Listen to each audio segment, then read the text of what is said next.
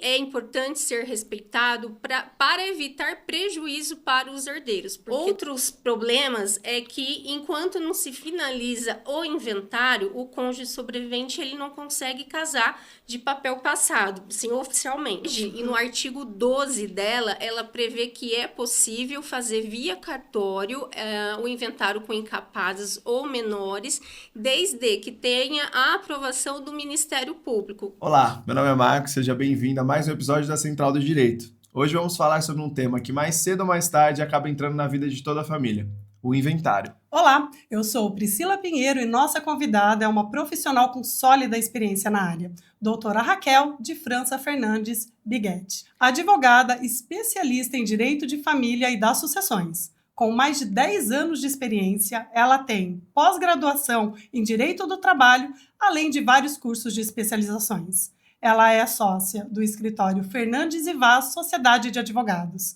Doutora Raquel, seja muito bem-vinda à Central do Direito. Eu agradeço pelo convite, né, e a oportunidade de estar falando aqui um assunto tão importante no cotidiano de todos nós, principalmente dos operadores do direito, que é o direito das sucessões e sobre o inventário especificamente. O direito das sucessões ele é um conjunto de regra que ele estabelece sobre a transferência dos bens da pessoa falecida. E o inventário é o meio, é a forma que o advogado utiliza para estar fazendo essa partilha de bem efetiva e a transferência efetiva dos bens para os herdeiros. Legal. Doutora Raquel, eu vou direto ao ponto aqui, é o que eu Sim. considero ser muito, muito importante. Qual que é o prazo para a abertura desse inventário, né? E por que é tão importante respeitar esse prazo? O prazo para abertura do inventário ele é de 60 dias, como estabelece o artigo 611 do CPC, que é o Código de Processo Civil.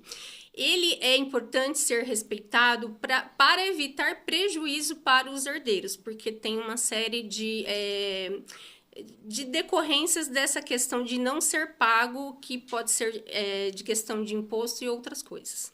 Entendi. No caso, então, se não tomar as providências dentro desse prazo, existe aí penalidades e consequência para os herdeiros. Sim. Esse é o ponto. A questão principal é sobre o ITCMD, que é o Imposto de Transmissão Causa Mortes e Doação. Dentro de 60 dias, se não houver o recolhimento, a abertura do inventário para fazer o recolhimento do imposto, tem a multa de 10%, podendo chegar a 20% se passar o prazo dos 180 dias, e inclusive juros e correção. Por isso que é tão importante cumprir esse prazo, até pelo prejuízo financeiro que isso vai dar para os herdeiros, né? Além de outras decorrências que são bloqueio de conta, porque o falecido tinha conta só em nome dele. A Receita Federal vai cancelar esse CPF, né, que vai ser noticiado para o banco, o óbito, e que aí todas as contas são bloqueadas. Os herdeiros eles não vão conseguir movimentar, tirar o valor. Então, às vezes, a pessoa precisa, o herdeiro precisa, o cônjuge precisa e não vai conseguir movimentar essa conta. Outros problemas é que, enquanto não se finaliza o inventário, o cônjuge sobrevivente ele não consegue casar de papel passado, sim, oficialmente.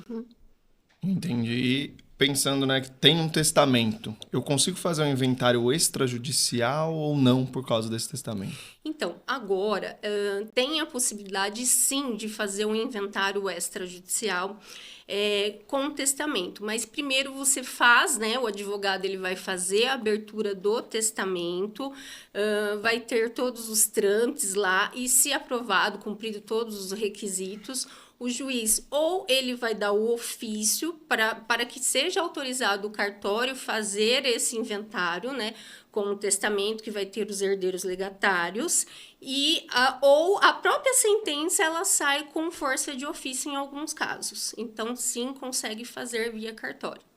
Perfeito. Acho que uma dúvida muito corriqueira, se existir filhos menores ou herdeiros incapazes, mesmo assim é possível fazer o inventário extrajudicial? Sim, é possível fazer o inventário extrajudicial e é uma resolução nova, que é a 571/2024, do Conselho Nacional de Justiça. Hoje, e no artigo 12 dela, ela prevê que é possível fazer via cartório o inventário com incapazes ou menores, desde que tenha a aprovação do Ministério Público. O que acontece? Essa minuta de inventário, quando o escrevente ou o tabelião do cartório faz, ele vai remeter para o Ministério Público, para o promotor, que ele vai avaliar ali se não tem nada que prejudique aquela partilha de bens, que prejudique o menor ou o incapaz. Aí sim consegue também, que é uma novidade recente até, né? Legal. Você mencionou o imposto sobre herança, né? O ITCMD. Isso. Qual que é a alíquota aplicada nele e como que ela é aplicada normalmente? A alíquota, aqui no estado de São Paulo, a alíquota ela é de 4%. É a lei que preside, né, essa questão da aplicação da alíquota aqui no estado de São Paulo é a 1705/2000 e é o decreto 46.655/2002. Aqui no estado de São Paulo, ela é de 4%, essa alíquota, sobre os bens que estão sendo transmitidos. E ainda a gente tem que verificar aquela questão que nós falamos no início, que se não cumprir o prazo, além dos 4%, vai ter juros e correção. Em outros estados, as alíquotas elas são diferentes, que nem em Minas, a alíquota é de 5%. Então, o advogado, quando ele vai fazer o inventário, ele tem que verificar qual estado que ele está, e ele verificar a lei vigente e a alíquota, e às vezes até aqui em São Paulo. Por exemplo, eu vou fazer um inventário que o falecido ele tinha bens aqui, bens imóveis aqui, e no estado de Minas. Eu vou fazer uma abertura da declaração de ITCMD, uma aqui, com os bens daqui, e uma com os bens de Minas Gerais. Então, ele vai ter que observar qual que é a alíquota do estado e fazer a declaração no sistema daquele estado. Porque senão, a hora que se você fizer errado, o advogado fizer errado, tudo no estado de São Paulo, não vai conseguir a expedição do formal de partilha. Se tiver bens para todo lado, então, dá bem mais trabalho. Cada um em um estado. Porque, geralmente, quando acontece isso, você abre a sucessão, que a gente fala, o inventário, no estado que a pessoa faleceu. E ali o advogado vai ter que fazer o levantamento, né? No caso, o inventariante vai trazer a documentação para ele, fazer o levantamento de todos os bens, principalmente os imóveis, que aí vai ter que ver fazer a verificação de qual estado e qual alíquota, qual sistema. É bem trabalhoso. E assim, né, doutora, esse assunto, ele tem tantos detalhes, assim, a gente para pensar, são muitas perguntas sobre o tema. Sim. Porque, assim, no caso da separação obrigatória de bens, né, o cônjuge que cuidou do parceiro ali até a morte, ele tem algum direito na herança? Pode acabar desamparado? Como fica uma situação nesse caso? É uma problemática, né, porque a separação obrigatória de bens, no caso do cônjuge sobrevivente, ele não teria direito a nada, a não ser que ele teve alguma participação financeira, comprou algum bem em conjunto, desde que ele prove, tá? A dificuldade maior aí que eu acho dessa questão da separação obrigatória é que quando tem filhos do falecido de outro casamento. Então, geralmente eles vão querer que a pessoa saia da casa, e às vezes a pessoa já ficou por um período, às vezes de até 20 anos com aquela pessoa, e ela não tem outro lugar para ir. Aí a solução seria o direito real de habitação, o que você faz esse pedido para o juiz do direito real de habitação, e esse cônjuge sobrevivente, ele tem direito de ficar lá na casa até o falecimento dele. Só que tem um requisito, um dos requisitos ele não pode ter outro imóvel no nome dele, certo? E aí ele não pode constituir nova união estável ou casamento, senão ele perde o direito, porque aí o direito real de habitação ele perde a essência, né? Porque é para assegurar a moradia daquele o cônjuge, né? O cônjuge sobrevivente. Entendi. Então, nesse caso, o regime ali que foi feito, o casamento influencia muito, né? Existe essa sim. diferença entre a comunhão parcial, se for a separação total que você mencionou, ou a união estável? Quais são É. as diferenças Na principais? verdade, a ali? gente tem os tipos de regime. Tem o regime da comunhão universal, que aí o companheiro ele é meieiro, né? Ele tem 50% de tudo, né? E o outro 50% é dividido para os herdeiros. Tem o regime da comunhão parcial de bens, que é, no caso, o cônjuge ele pode ser meieiro ou herdeiro e herdeiro. Meieiro dos bens comprados juntos, né? Na constância do casamento, e pode ser herdeiro dos bens particulares, né? No caso da separação convencional. A separação convencional, hoje ele é herdeiro. Tá? Ele herda junto com os outros herdeiros necessários. Mas tem o projeto do novo Código Civil que prevê que não mais o cônjuge na separação convencional teria direito. Eu discordo, né? Mas uma coisa que ainda está aí tramitando e a gente não tem nenhuma solução assim exata sobre o caso. E tem a separação obrigatória, né? Que foi que a gente já comentou, que ele não teria direito em razão do artigo 1641, inciso 2 do Código Civil, que estabelece que ele não teria direito a nada, a não ser se tivesse algum bem, que eu, como eu já citei, comprado junto. Você falou sobre o parcial, ele tem alguma diferença? Ou tem um padrão do parcial? Ou é só se você altera alguma coisa? Não, a comunhão universal, todos os bens se comunicam entre os cônjuges. Então, é dividido 50%. Tudo que veio de antes e depois. Isso, exatamente. Na comunhão do regime parcial de bens, os bens que você tinha antes de casar são seus bens particulares. Então, ele vai ser herdeiro desses bens particulares. Agora, se você e seu cônjuge comprou algum bem na constância do casamento, você também é meieiro. Então, vocês têm 2 imóveis. Um já era seu antes de casar. O cônjuge ele vai ser herdeiro. Ele vai dividir com os outros herdeiros, se você tiver descendentes ou ascendentes. Agora, um bem comprado junto, aí ele vai ter 50% desse bem e mais o que você tiver no particular, ele vai ser herdeiro. Vai juntar essas duas coisas, tá? Não necessariamente ele vai ficar com 50%, vai depender dos herdeiros, Sim. da quantidade de herdeiros. Deu para entender? Deu, ficou claro, obrigado. Doutora, hoje, na verdade, nós temos a possibilidade de fazer o inventário via cartório ou via processo judicial. Em cada uma dessas modalidades, qual seria mais vantajosa? Hoje em dia, sem sombra de dúvida, a extrajudicial, porque ela é muito mais rápida, né? É mais ágil, porque o judiciário hoje a gente sabe que ele é abarrotado de processos e às vezes fica anos para poder terminar um inventário. Se a pessoa, né, que vai fazer lá a abertura do inventário do falecido tiver a condição e cumprir os requisitos para fazer via cartório, extrajudicialmente, perdão, é a melhor opção, porque é muito mais rápido.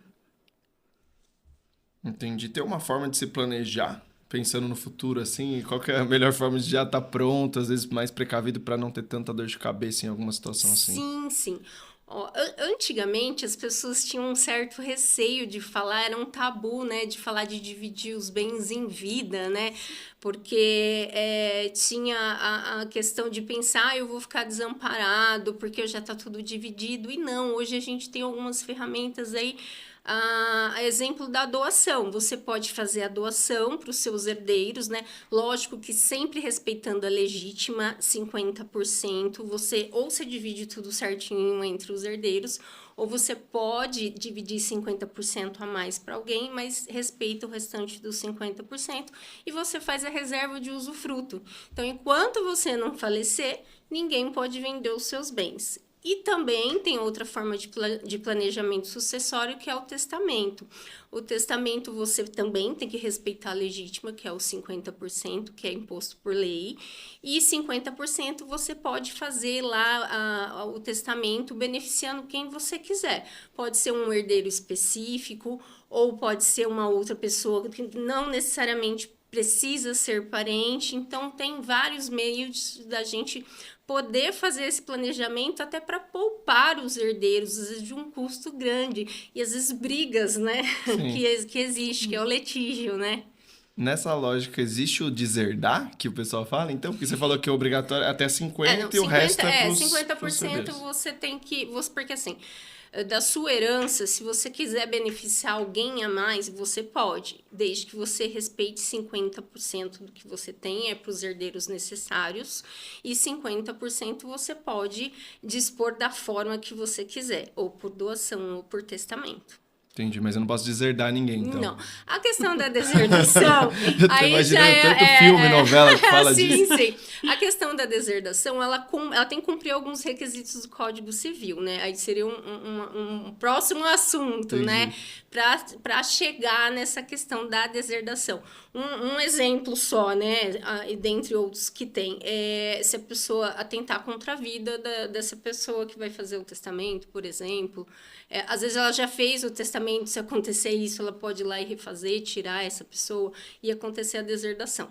Entendi, então deixa mais nos próximos episódios. É um assunto bem específico, sim, né? Sim. E que aí abre vários leques, né, para essa discussão. Tem que explicar muito bem, né, para o assunto ficar esclarecido. Para não ter dupla interpretação até, né? Perfeito. Muito obrigado. Doutora, com tantos anos de experiência, né, nós queríamos aí que fosse compartilhado, né, um caso aí desafiador ou interessante que já ocorreu na sua carreira.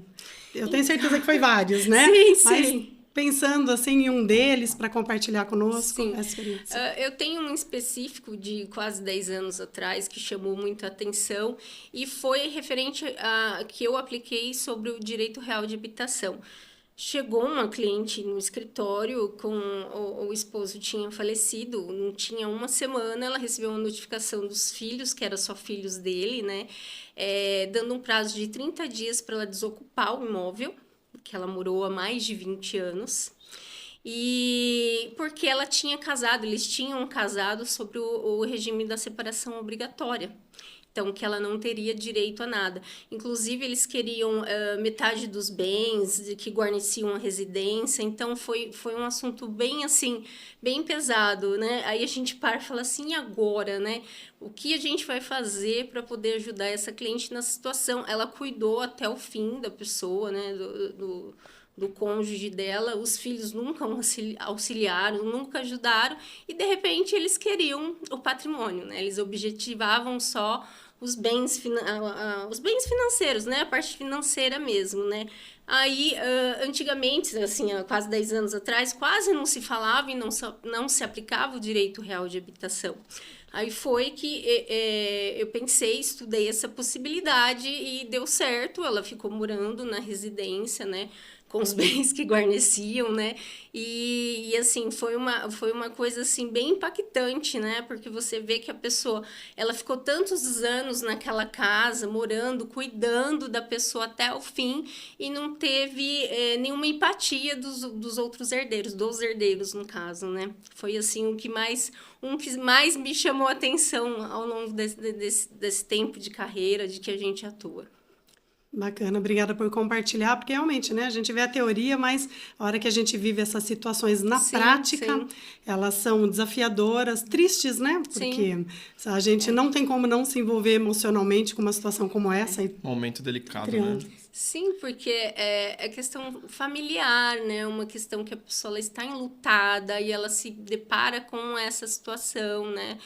Que nem a questão que a gente falou de se puder, faça um inventário extrajudicial por ser mais rápido, porque geralmente chega no inventário judicial quando é litígio, quando, né, a discordância entre os herdeiros e realmente a gente... Quando a gente está ali assessorando, a gente vê o quanto é difícil e, pelo menos no meu caso, eu tento partir para o lado que vai beneficiar todo mundo, que vai ser justo, porque já é uma situação muito complicada, né? Da questão de você perder a pessoa que você gosta e tá essa situação toda, né? Por causa de bens, né? Materiais. Isso. Não, é o que a gente conversa aqui muito no canal, né? Em relação a situações que os advogados atendem, Sim. Que vai, né, muito além do direito em si, dessa parte teórica, né? Quando a gente aplica, né, o direito ali na prática, e literalmente cada caso é um caso, Sim. né? Não temos regra nessa questão do atendimento e tem situações que ainda vive surpreendendo, Sim. né? Constantemente somos surpreendidos aí com, sei lá, alguns posicionamentos, algumas ações de familiares que nos admira, né? Nos admira, porque é justamente como a doutora colocou, um assunto como esse, né, tão relevante, é um momento de tanta dor, é um momento tão difícil e que advogado que nunca presenciou até, né, não se falar dessa dor, não se falar de quanto esse momento é difícil e o foco tá ali no patrimônio, como vai fazer, quem fica com o quê. Sim. É triste de ver, mas, né, infelizmente faz parte. Nós trabalhamos com seres humanos, né, e todos têm sentimento, e a gente, como advogado, a gente tem que separar isso, mas realmente a gente sabe a dor daquela pessoa, o quanto aquilo é difícil, né, e até difícil a gente não se envolver um pouco, né, nessa questão. A gente acaba meio que sentindo a dor, né, do cliente. Eu acredito que já tenha acontecido também com a doutora aquela situação que em um atendimento ali, né, num assunto como esse, inventário, que vem todos da família, a gente marca o mesmo horário, a princípio ele é consensual, e de repente começa uma situação e muitas vezes dá vontade de pegar um dos herdeiros e sair da sala, né? Falar, não, vem cá, deixa eu te acolher, porque eu entendo que você está num momento de dor, está num momento difícil, e muitas vezes realmente não está preparado para aquela conversa, para aquela discussão. Sim. Faz parte, né, do dia a dia nosso. A gente sempre tenta manter, assim, até quando vai todos os herdeiros, né, de falar dos requisitos do inventário, o que pode beneficiar e o que pode prejudicar, até para não sair essa questão que um vai querer se alterar. Porque falar de uma forma simples, é claro, mas pontuando para ele que ele pode ter um prejuízo financeiro até se ele ficar assim surgindo, né? Então, quando a gente tem essa oportunidade que vai todos os herdeiros e, a princípio, é a forma consensual de tentar continuar nesse caminho do consensual, que sempre é melhor para todos. Com certeza. Puxa, doutora, muito obrigada pela sua participação. Eu tenho certeza que todas as informações que foram compartilhadas aqui, toda essa experiência, essa bagagem, seu conhecimento, elas serão muito úteis para a nossa audiência, né? Infelizmente, é uma realidade, todo mundo vai passar por isso em algum momento da vida lá na frente, e estar bem orientado, ter as informações corretas, nós temos certeza que vai fazer toda a diferença num momento como esse. Então, da nossa parte, muito obrigada pela sua participação e por compartilhar seu conhecimento conosco. Eu que agradeço. Obrigado, doutora. E para você que chegou até aqui, por favor, deixa seu like, se inscreve no canal e escreve aqui embaixo o que você achou dessa conversa. Me dê sugestões do que você quer ver aqui na Central do Direito e um abraço.